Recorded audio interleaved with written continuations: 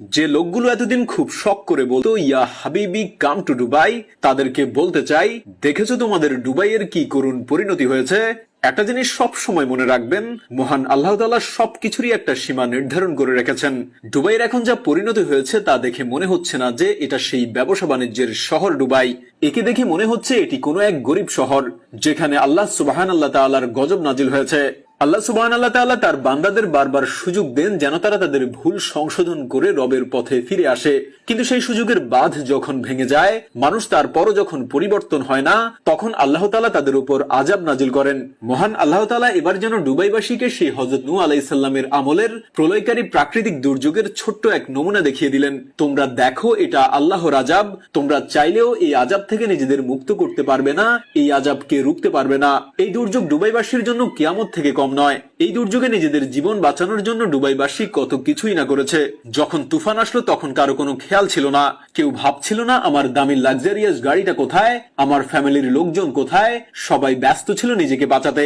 আপনি একটু ঠান্ডা মাথায় ভাবুন, এটা কি কিয়ামতের আলামত নয়? কিয়ামত যখন হবে সবাই তখন ইয়া নাফসি বলতে থাকবে আর নিজেদের জন্য অস্থির হয়ে পড়বে। পৃথিবীর আর কোনো মায়ামোহ তার ভেতর কাজ করবে না।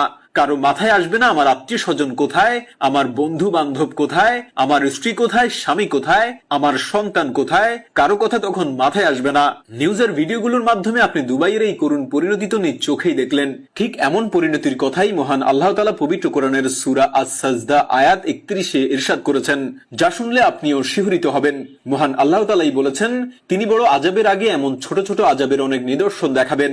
আল্লাহ তাআলা এমনটা করবেন যেন এগুলো দেখে তার বান্দাদের শিক্ষা হয় এবং তার বান্দারা যেন শিক্ষা নিয়ে রবের পথে ফিরে আসতে পারে। কয়েকদিন আগে 90% মুসলিমের এই দেশে মন্দির স্থাপন করা হয়েছে। এই ভূখণ্ডে সেই মন্দিরের কোনো অস্তিত্ব ছিল না কোনো কালে, কিন্তু দুবাইবাসী তারপরও এখানে মন্দির স্থাপন করেছে। আর মন্দির স্থাপনের পরপরই কিন্তু এখানে এই প্রলয়কারী প্রাকৃতিক দুর্যোগ দেখা দিল। দুবাইয়ের ইতিহাসে বিগত 75 বছরের মধ্যে সবচেয়ে বেশি বৃষ্টিপাত হলো। এই দুর্যোগে দুবাইবাসীর যে পরিমাণ ক্ষয়ক্ষতি হয়েছে তা এর আগে কখনো কোনো কালে হয়নি। এগুলো আল্লাহর আযাব নয় তো কি? ভারী বৃষ্টিপাতে মরুভূমির দেশ সংযুক্ত আরব আমিরাতে ভয়াবহ বন্যা দেখা দিয়েছে। দেশটির বিলাসবহুল অট্টালিকার শহর দুবাইয়ের রাস্তাঘাট থেকে শুরু করে শপিং মল ও বিমানবন্দরে থই থই করছে পানি। মধ্যপ্রাচ্যের এই দেশটিতে বৃষ্টি হয় না বললেই চলে, আর সেই দেশটিতেই এমন প্রবল বৃষ্টিপাত, ভয়াবহ বন্যা। এই দুবাই পরিণত হয়েছে ভোগের নগরীতে। এখানে ব্যাঙের ছাতার মতো ছড়িয়ে পড়েছে অশ্লীলতা।